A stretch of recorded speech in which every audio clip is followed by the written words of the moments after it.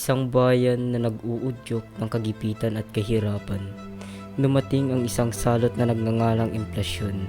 Ang kanyang pangalan ay naging sagisag ng pagtaas ng mga presyo ng mga bilihin na nagdudulot ng paghihirap sa mga mamamayan.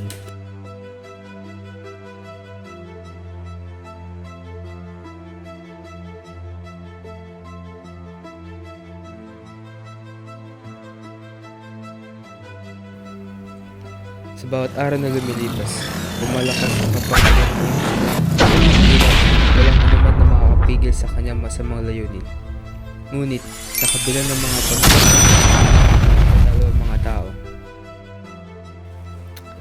Isang araw, biglang dumating ang isang boses ng pag-asa, ang solusyon sa matapang na paninindigan ng pagtutulungan ng mga tao.